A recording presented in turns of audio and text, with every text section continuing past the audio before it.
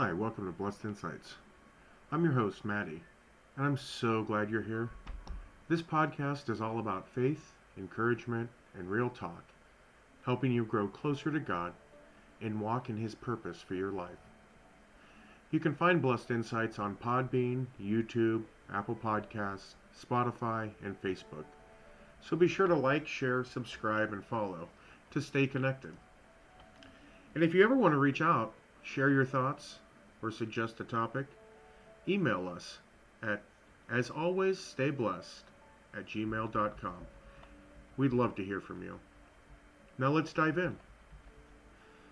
Today we're talking about a small word with a big impact. And. It's a word we use all the time without even thinking. But in Scripture, it carries incredible weight and connects. It links ideas, responsibilities, and actions. One of the most powerful uses of "and" in the Bible comes from James chapter 2, verse 17. In the same way, faith by itself, if it is not accompanied by action, is dead. James isn't saying that works replace faith. He's saying faith and works go together. You can't just believe. You have to live out that belief.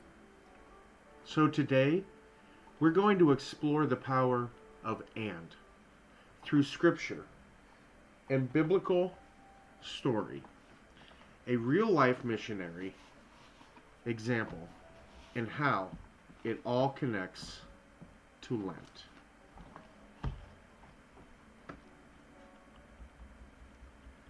Let's look at the biblical example first. Faith and action. Let's take a look at Abraham. In James 2:21 and 22, it says, "Was not our father Abraham considered righteous for what he did when he offered his son Isaac on the altar? You see that his faith and his actions were working together, and his faith was made complete by what he did." God made a covenant with Abraham, and Abraham believed.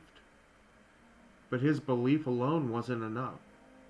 His faith had to be put into action. He had to trust God and obey Him, even when it didn't make sense.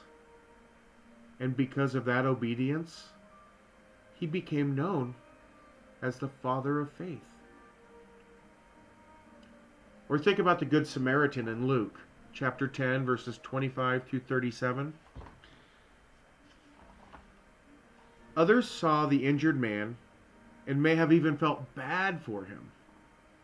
But only the Samaritan, combined with compassion and action, he bandaged the wounds, took the man to an inn, and paid for his care. Jesus ends this parable by saying, "Go and do likewise." It's not enough to feel moved. We must move with that feeling. Here's a modern day example of a missionary story.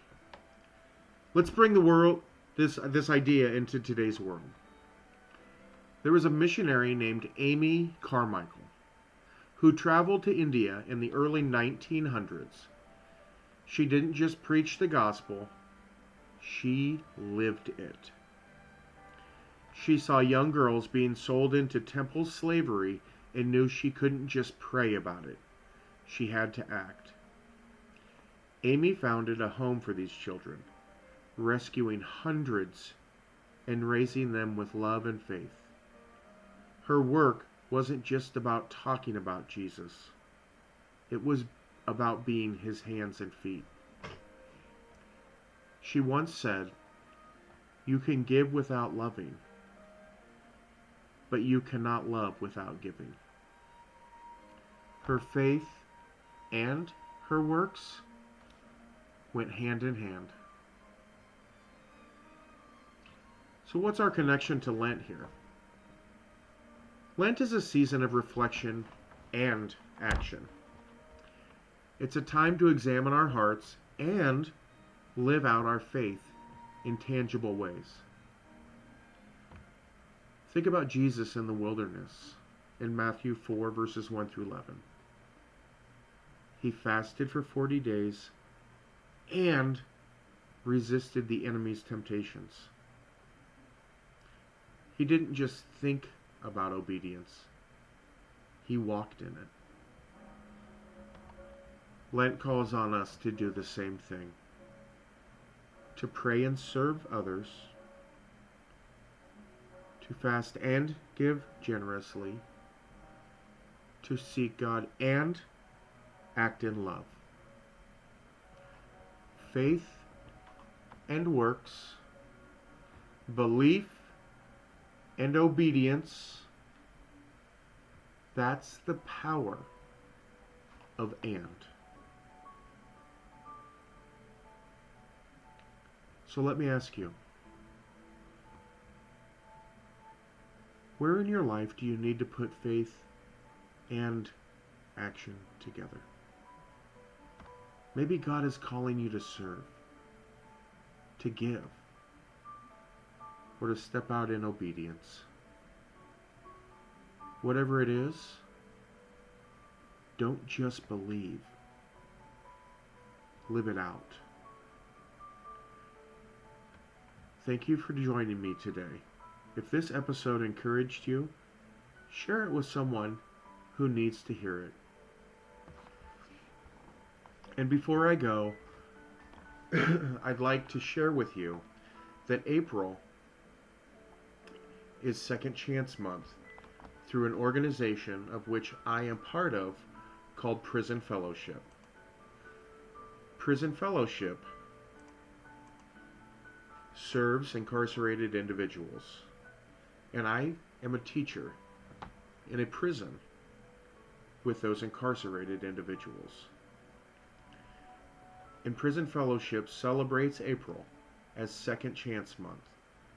And if you'd like to be involved, you're certainly welcome to. Go to prisonfellowship.org and you can find resources like the ones I'm going to show you.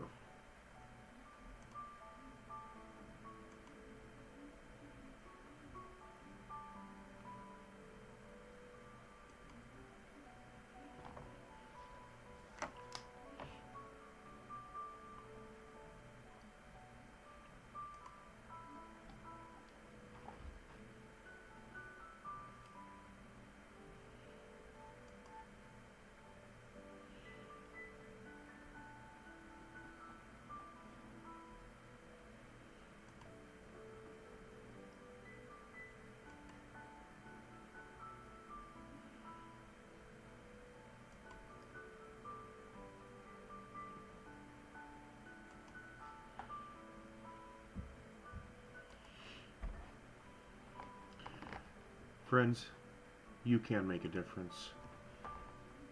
prisonfellowship.org. This is a calling that I have walked in. I have lived in. This is truly not only a belief, but a lifestyle that I have been called to by God. He has allowed me to live out my faith, teaching men for the last 3 years. And April is an opportunity to be a voice, to be an advocate, to make a difference.